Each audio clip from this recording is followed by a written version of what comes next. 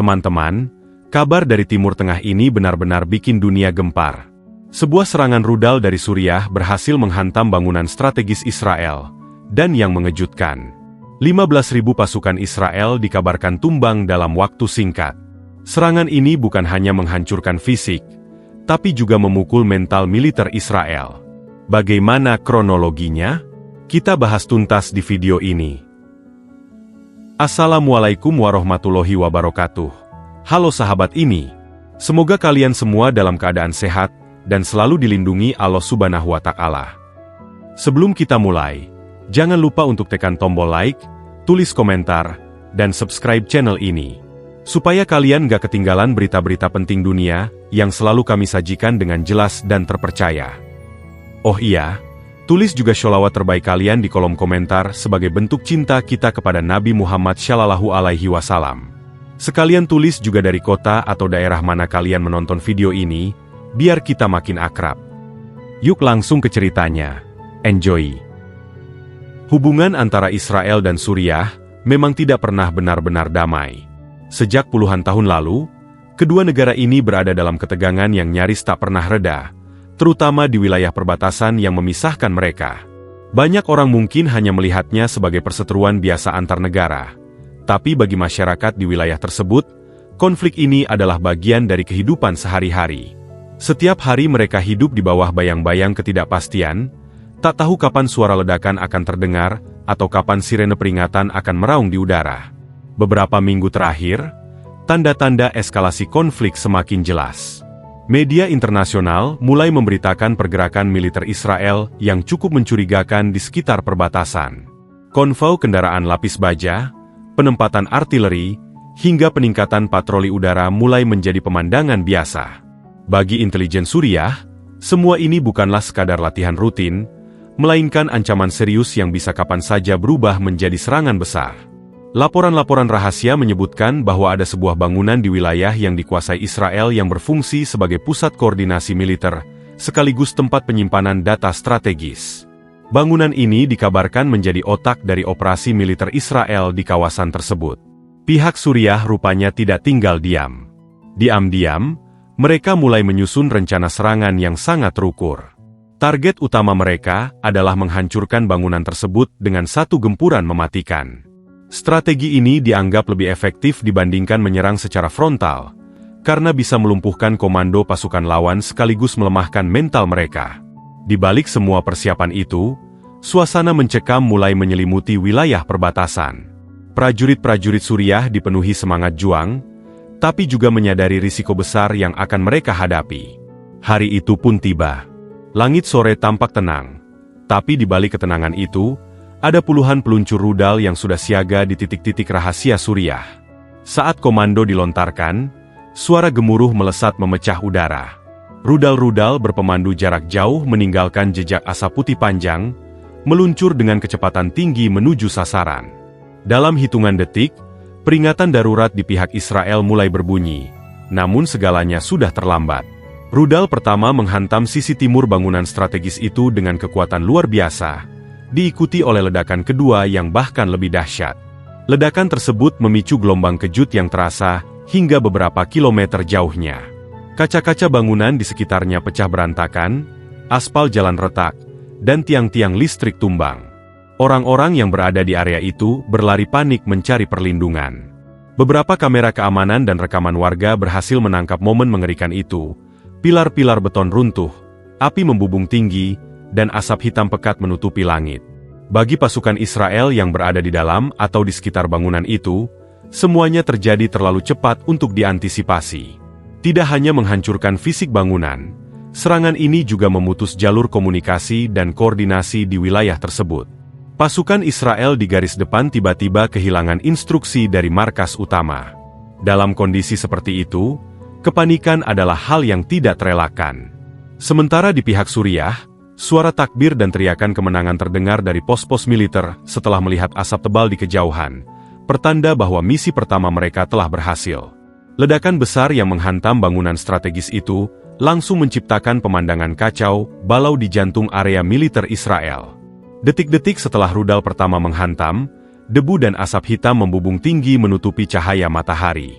Suara dentuman bergema berulang-ulang, disusul jeritan, teriakan komando yang panik, dan bunyi logam berjatuhan. Beberapa pasukan yang berada di perimeter luar mencoba merangkak keluar dari zona ledakan, sementara yang lain berusaha membantu rekan mereka yang tertimpa reruntuhan. Laporan awal menyebutkan bahwa setidaknya 15.000 pasukan Israel kehilangan kemampuan tempur dalam serangan itu. Angka ini bukan hanya mencakup korban tewas, tetapi juga mereka yang terluka parah, syok, dan tidak dapat melanjutkan pertempuran. Serangan rudal tersebut menghancurkan ruang kendali, pusat logistik, serta jalur komunikasi yang menjadi nadi operasi militer di wilayah tersebut. Tanpa pusat koordinasi, unit-unit militer Israel yang tersebar menjadi seperti pasukan tanpa arah. Di lapangan, pemandangan yang terlihat sungguh mengerikan. Ambulans dan kendaraan lapis baja berusaha menembus puing-puing untuk mencapai lokasi terdalam. Sirene meraung tanpa henti, menandakan situasi darurat besar. Para petugas medis berlari-lari sambil membawa tandu, berusaha mengevakuasi korban dari tumpukan beton dan besi yang sudah bengkok. Sementara itu, tim pemadam kebakaran berjuang memadamkan api yang terus menyala akibat ledakan bahan bakar di dalam bangunan. Warga sipil yang tinggal di area sekitar serangan pun tidak luput dari kepanikan. Banyak di antara mereka berlarian ke tempat perlindungan bawah tanah. Ada yang memeluk anak-anak mereka erat-erat sambil menangis, khawatir akan ada serangan susulan. Beberapa rekaman amatir memperlihatkan bagaimana asap pekat dan api yang menjulang membuat suasana seperti zona perang terbuka. Pihak Israel segera mengerahkan pasukan cadangan dan unit penyelamat elit untuk mengamankan area tersebut. Namun, pekerjaan mereka tidak mudah. Selain harus mengevakuasi korban, mereka juga harus memastikan tidak ada rudal lanjutan yang mengancam. Beberapa unit penjinak bom bahkan harus bekerja di tengah puing-puing yang masih panas. Bagi pasukan yang selamat, rasa kaget dan tidak percaya jelas terlihat di wajah mereka. Seorang tentara yang diwawancarai media setempat dengan mata berkaca-kaca berkata, "Kami bahkan belum sempat bereaksi, semuanya terjadi begitu cepat." Pernyataan ini menggambarkan betapa mematikan dan terkoordinasinya serangan tersebut. Sementara itu, di markas militer Suriah, suasana justru berbeda. Informasi bahwa serangan berhasil menghancurkan target utama langsung disambut sorak kemenangan. Bagi mereka, ini adalah pukulan besar terhadap kekuatan militer Israel dan bukti bahwa pertahanan lawan bisa ditembus. Di beberapa kota besar Suriah, berita ini tersebar cepat, membuat banyak warga turun ke jalan merayakan keberhasilan tersebut, meski ancaman balasan dari Israel masih membayangi. Serangan ini bukan hanya memberikan dampak fisik, tapi juga mental. Kehilangan ribuan personel tempur dan pusat koordinasi membuat Israel berada dalam posisi yang tidak pernah mereka bayangkan sebelumnya. Meski terkenal memiliki pertahanan yang canggih, serangan ini membuktikan bahwa celah selalu ada, dan jika dimanfaatkan dengan tepat, hasilnya bisa sangat menghancurkan. Serangan besar-besaran yang dilancarkan Suriah ini langsung memicu gelombang reaksi dari berbagai pihak, baik di dalam negeri Israel, di Suriah, maupun dari komunitas internasional. Di Tel Aviv, rapat darurat segera digelar oleh Kabinet Keamanan Israel. Perdana Menteri, Menteri Pertahanan, dan para petinggi militer duduk satu meja membahas langkah balasan. Suasana di ruang rapat itu tegang, penuh dengan nada suara yang meninggi. Mereka tahu bahwa kehilangan 15.000 pasukan tempur dalam waktu singkat adalah pukulan yang sangat memalukan bagi citra militer yang selama ini diklaim sebagai salah satu yang terkuat di dunia. Pemerintah Israel secara terbuka menuduh Suriah melakukan provokasi besar dan bersumpah akan melakukan balasan yang tidak akan terlupakan. Pernyataan keras ini disiarkan di televisi nasional, memancing semangat nasionalisme di sebagian rakyatnya, namun juga memunculkan rasa takut bahwa balasan yang direncanakan akan memicu perang besar di kawasan. Beberapa pejabat tinggi militer Israel bahkan menyarankan penggunaan serangan udara skala besar ke ibu kota Suriah sebagai bentuk pembalasan, meskipun opsi ini dipandang sangat berisiko. Di pihak Suriah, pernyataan resmi pemerintah justru terdengar berbeda. Mereka menyebut serangan rudal itu sebagai bentuk pertahanan diri yang sah, mengingat adanya peningkatan ancaman militer Israel di perbatasan selama beberapa minggu terakhir. Menteri Pertahanan Suriah dalam konferensi pers mengatakan, "Kami tidak mencari perang, tapi kami tidak akan ragu untuk membela tanah air kami. Israel harus tahu bahwa kami siap membalas setiap ancaman." Pernyataan ini membuat sebagian warga Suriah bangga. Bahkan di beberapa kota, masyarakat turun ke jalan merayakan apa yang mereka anggap sebagai kemenangan bersejarah. Reaksi dunia internasional pun terbelah. Negara-negara sekutu Israel, seperti Amerika Serikat dan beberapa negara Eropa Barat, mengecam serangan Suriah dan menuntut agar mereka segera menghentikan semua aksi militer. Sementara itu, beberapa negara di Timur Tengah justru memberikan dukungan moral kepada Suriah, memuji keberanian mereka melawan kekuatan militer yang lebih besar. Di media sosial, tagar-tagar pro-Suriah menjadi trending, bersaing dengan tagar yang mengecam aksi tersebut. Analis militer dari berbagai negara mulai memberikan pandangan mereka. Banyak yang menilai serangan ini adalah bentuk perang asimetris yang sangat efektif, menghancurkan titik vital lawan tanpa harus melancarkan pertempuran langsung yang memakan waktu lama. Mereka juga menyoroti kelemahan intelijen Israel yang gagal mendeteksi persiapan serangan rudal ini. Ini adalah pesan yang sangat jelas, kata seorang analis di Al Jazeera, bahwa bahkan militer dengan sistem pertahanan paling canggih sekalipun tidak kebal terhadap serangan yang direncanakan dengan cermat. Meski begitu, banyak pihak mengkhawatirkan eskalasi yang akan terjadi.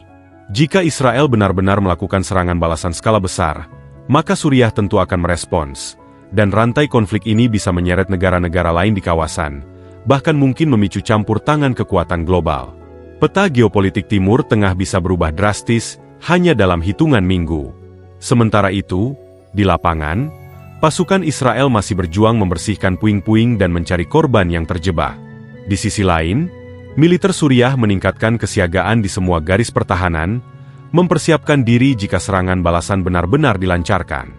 Dunia kini menunggu dengan napas tertahan, bertanya-tanya, apakah ini hanya insiden militer yang akan segera reda, atau justru awal dari perang besar yang akan mengguncang Timur Tengah sekali lagi? Itulah tadi kronologi singkat serangan rudal Suriah yang berhasil memukul mundur 15.000 pasukan Israel dalam satu gempuran mematikan. Menurut kalian, apakah ini akan menjadi awal perang besar di Timur Tengah? Tulis pendapat kalian di kolom komentar. Jangan lupa untuk like, share, dan subscribe, supaya lebih banyak orang tahu informasi ini. Terima kasih sudah menonton. Sampai jumpa di video berikutnya. Wassalamualaikum warahmatullahi wabarakatuh.